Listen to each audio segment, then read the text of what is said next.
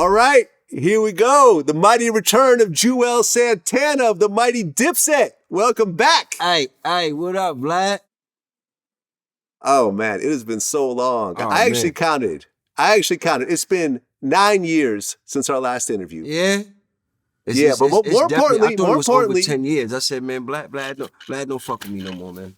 You know what's going on? What I did to Vlad, man, Vlad don't fuck with me no more, man. I see it, man. I'm like, damn, we had a history, man. We go back, Vlad. Like, sheesh. We go back. In fact, our first interview was 13 years ago. Yeah? Yeah, it was one of the first Vlad TV interviews back in 2008, back when I was holding the camera. Remember at your New Jersey studio? You might have started with me, man. We might have, you know what I'm saying? Like, car motors is V8s, V12s. Them 6 cylinders we leave for the females. They go and tell, we show and tell the details. You missing your proof like D12. But shout to Eminem in D12. He's well. When God calls, he yells. I know a lot. I know the era of just the whole wave of just filming stuff and putting out this content type of thing. I was a big influence, you know what I mean? Started kind of like with Smack. That was like the first DVD, you know what I'm saying, put out. And, you know, always giving people a shot. And you was definitely one of those guys. So, you know what I'm saying? I'm happy I could be a part of the, you know, the groundbreaking Vlad, you know what I mean? Transformation to see where you at right now, you know what I mean? But congratulations to you too, though, Vlad, for, you know, keeping this thing running so long, you know what I mean? Thank you, man. That means a lot coming from somebody like yourself. For real. That definitely means a lot. No. Well, we've done other interviews before, but I really want to get your whole story this time. Let's get it. I want to start in the very beginning. I ain't ducking nothing, baby. Shoot. 1982, Harlem, New York. Yes. What was it like to grow up in Harlem in the 90s? Oh, man. Harlem in the 90s, man. Harlem was a beautiful place, man. The energy in Harlem was terrific. Was awesome.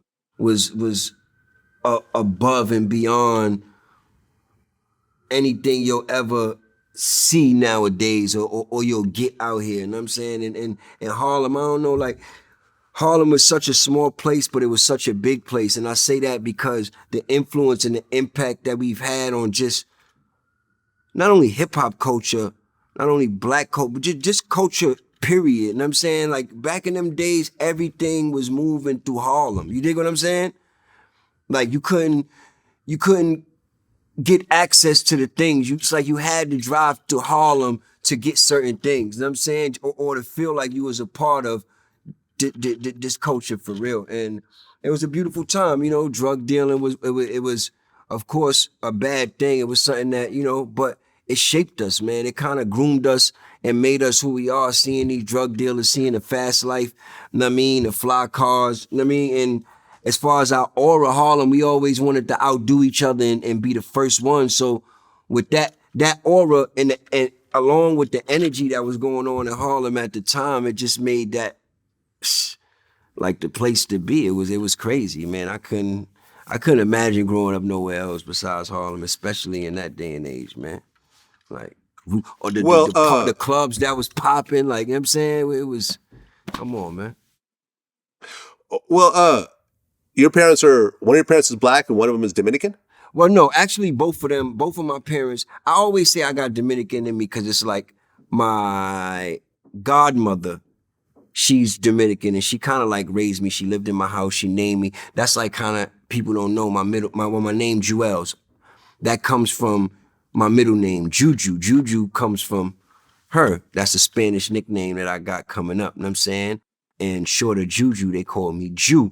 And short of my real name, which is Laron, they call me Els. So I put those together, you know what I'm saying? And you got Juelz. But she was a big influence in my life. She lived with me till I was about, maybe about 6 years old with me and my mom in the house. Then she went back to DR. So that's where I kind of get that from. But both my parents were definitely black.